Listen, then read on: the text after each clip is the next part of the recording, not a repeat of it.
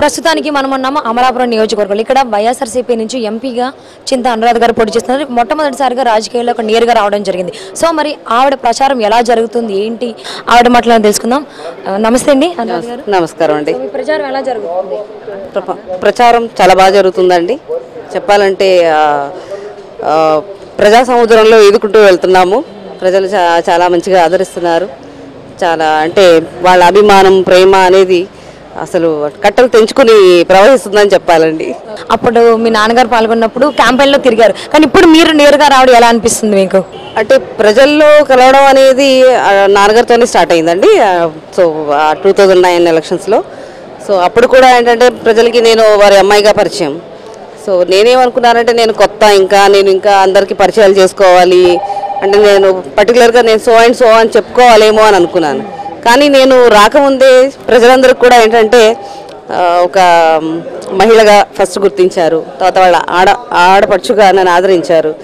So నాకు కొత్త అనే ఫీలింగ్ లేకుండా వాళ్ళు నన్ను చాలా ప్రేమగా ఆదరించి నన్ను వాళ్ళతో కలుపుకుంటూ తీసుకువెళ్తున్నారండి. జనసేన టీడీపీ రెండు పార్టీల నుంచి కూడా మీకు చాలా గట్టి పోటీ ఉంది.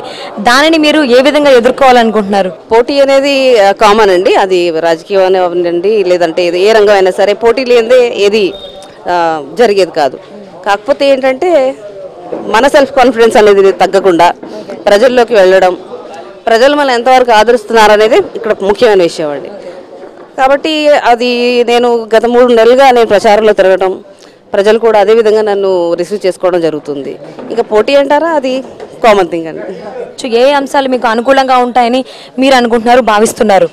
పార్టీ పరంగా అయితే అండి ఇప్పుడు ప్రస్తుత ప్రభుత్వం వైఖరి చాలా నిర్లక్ష్య వైఖరి. ఏంటంటే మేము ఎక్కడికి వెళ్ళినా కూడా ప్రచారంలో వాళ్ళు ఎన్ని ఇబ్బందులు పడుతున్నారు ఏంటి అనేది వాళ్ళు చెప్పడం జరుగుతుంది. మేము కూడా అదే విధంగా అంటే రిజిస్టర్ చేసుకుంటున్నాం ఏంటి పరిస్థితి అని చెప్పేసి. సో వాళ్ళకు కూడా ఏంటంటే జగన్ గారు కొత్త పథకాలు నవరత్నాలు ఉన్నాయి, ఆ నవరత్నాలతో వాళ్ళు ముందుకు రావటం ప్రజలు కూడా చాలా పాజిటివ్గా అవి రిసీవ్ చేసుకుంటున్నారు. సో వాళ్ళకు కూడా ఏంటంటే ఇప్పటి వరకు ఇచ్చిన ప్రభుత్వానికి ఛాన్స్ ఇచ్చారు, వాళ్ళేమో వాళ్ళని కష్టపెట్టడం లేదంటే వాళ్ళ తగ్గట్టుగా ఇవి నెరవేరకపోవటం. సో వాళ్ళు ఏంటంటే జగన్ గారికి ఒక ఛాన్స్ ఇవ్వాలి, చూద్దాం జగన్ గారికి కూడా ఇవ్వాలి. ఆయన పాలన ఎలా ఉంటుందో మనం చూడాలి. అండ్ రాజ్యం రావాలి అంటే జగన్ గారి వల్లే సాధ్యం అనేది ప్రజలందరూ బాగా గుర్తించారండి. సో ప్రచారంలో 3 నెలల నుంచి తిరుగుతున్నాను ఇప్పుడు అన్నారు కదా, మరి ఎటువంటి సమస్యలు మాకు ఉన్నాయని ప్రజలు మీకు చెప్పడం జరిగింది, మాకు ఇది కావాలని మిమ్మల్ని అడగడం జరిగింది? ప్రజలు ఎక్కడికి వెళ్ళినా అండి, ముఖ్యంగా మహిళలండి. ఫస్ట్ ఏంటంటే వాటర్ ఫెసిలిటీ లేదండి. డ్రింకింగ్ వాటర్ కానీ వాళ్ళకి ఏంటంటే ఎక్కడికి వెళ్ళినా ట్యాప్ వాటర్ వస్తుంది ఐ థింక్ 2 బిందులు నీళ్ళు వస్తాయండి వాళ్ళకి. సో ఆ 2 బిందుల నీళ్ళతో 2 రోజులు 3 రోజులు గడపడం అనేది చాలా ఇబ్బందికరమైన పరిస్థితులు, పిల్లలతోటి అనేది కష్టం. And more over drainage system and proper housing అంటే బేసిక్ కమ్యూనిటీస్ ఇంకా లేని ప్రాంతాలు గ్రామాలు చాలా వరకు ఉన్నాయండి. సో ఎక్కడికి వెళ్ళినా సరే వాళ్ళేమి మాకు అది కావాలి ఇది కావాలని పెద్ద కోరికలు ఏం కోరట్లేదు. అంటే బేసిక్ కమ్యూనిటీస్ అనేవి మనిషికి ఎంత ముఖ్యమో అవి లేకపోవటం కూడా అంటే చాలా బాధాకరంగా ఉందండి. సో మేము కూడా ఏంటంటే అది మేమున్నాం, మేము చూసుకుంటాం. జగన్ గారు కూడా అదే చెప్పారు, ఇళ్ళు కట్టిస్తామని చెప్పారు ఇల్లు లేని వాళ్ళకి. అలాగే డ్రైనేజ్ సిస్టమ్ కానీ లేకపోతే ఒక వాటర్ ఫెసిలిటీ కూడా ప్రొవైడ్ చేస్తామని చెప్పడం జరిగిందండి. ఏ అంశాలు మీ నాన్నగారి దగ్గర మీరు తీసుకుని ప్రజల్లోకి వెళ్ళాలి అని చెప్పి మీరు అనుకుంటున్నారు? మా నాన్నగారు మాకు నేర్పింది ఒకటే అండి, మనకి ఎంత ఉంది అన్నది కాదు, మన పక్క వాళ్ళకి ఎంత సాయం చేస్తున్నాము. మనం పూర్తిగా సాయం చేయలేకపోవచ్చు అండి, మన వంతు మనం ఏం చేయగలుగుతాం అనేది ముఖ్యం అండి. మీ నియోజకవర్గంలో మీరు ఎటువంటి అభివృద్ధి కార్యక్రమాలను చేయాలి, ఇలాంటి పథకాలు కావచ్చు కార్యక్రమాలు కావచ్చు ఇటువంటివి తీసుకొస్తే నా నియోజకవర్గం ఇంకా అభివృద్ధి చెందుతుంది మీరు అనుకుంటున్నారు? అన్ఎంప్లాయ్మెంట్ అనేది చాలా ఎక్కువ పెద్ద సమస్య అండి ఇప్పుడు ప్రస్తుతం. సో జగన్ గారు కూడా నిన్న సభలో చెప్పడం జరిగింది 75% లోకల్ రిజర్వేషన్ కల్పిస్తామని జియో తీసుకొచ్చి. సో అట్లాంటివి మేమే కాదు, నేను ఒక్కదానే కాదండి, నాతో పాటు లోకల్గా ఉన్న నియోజకవర్గ ఎమ్మెల్యే ఉంటారు, వాళ్ళతో కలిసి కూర్చొని డిస్కస్ చేసి ఒక టీమ్గా ఖచ్చితంగా మేము ముందుకు వెళ్ళి ప్రజా సంక్షేమం అనేది దృష్టిలో పెట్టుకుని మా వర్క్ మేము కొనసాగిస్తామని. సో మీరు వచ్చిన తర్వాత మహిళలకి ఎటువంటి అభివృద్ధి కార్యక్రమాలు పథకాలు కావచ్చు వాళ్ళు సెల్ఫ్గా నిలబడడానికి మీరు ఏం చేద్దాం అనుకుంటారు? ఆడవాళ్ళకి ఏంటంటే ఫైనాన్షియల్ స్టెబిలిటీ అనేది కల్పిస్తే ఆటోమేటిక్గా వాళ్ళ ఫ్యామిలీ కూడా దారిలో ఉంటుందండి. సో అలాగే మహిళలు కూడా 33% రిజర్వేషన్ అని చెప్పేసి అన్నారు. ఇప్పుడు మరి చట్టసభలో ఎక్కడ చూసినా మనకి మహిళ అని ఇదే మాట వినపడుతుంది. మరి దీన్ని మీరు ఏ విధంగా భావిస్తున్నారు, మీ ఒపీనియన్ ఏంటి? 33% రిజర్వేషన్ కల్పిస్తామని చెప్పింది కరెక్టే అండి. సో అది ఇంప్లిమెంటేషన్ ఇంకా టైం పడుతుందో లేకపోతే ఏమో తెలియదు. ఖచ్చితంగా నేను ఆ విషయం దృష్టి పెట్టదలుచుకున్నాను.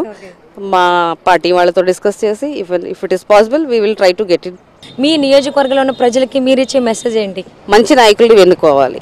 మనకి మంచి చేసి నేను మీకున్నాను, నేను మీకు మంచి చేస్తాను, మీరు నన్ను నమ్మండి అని ముందుకు వస్తున్న నాయకులకి మీరు మీ సహాయ సహకారాలు అందించి వారికి స్ఫూర్తినిచ్చి వారిని గెలిపించుకుని మన అభివృద్ధి అనేది మన చేతిలో ఉన్నదనేది నేను నమ్ముతానండి. కాబట్టి ఖచ్చితంగా ప్రజలందరూ అది గుర్తించాలి.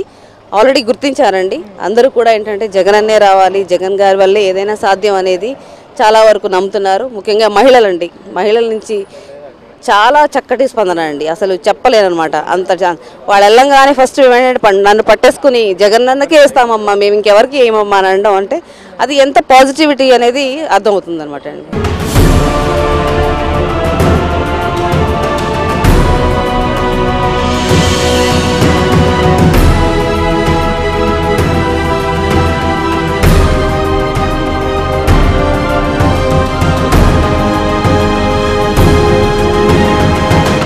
ప్రస్తుతానికి మనం ఉప్పలగుప్త మండలంలో ఉన్నాం. ఇక్కడ ర్యాలీ మామూలుగా జరగలేదండి, చాలా అద్భుతంగా జరిగింది. జా ఉంది ప్రచారం అంతా, ఇంతమంది ముందు మీరంతా కలిసి వెళ్ళడం.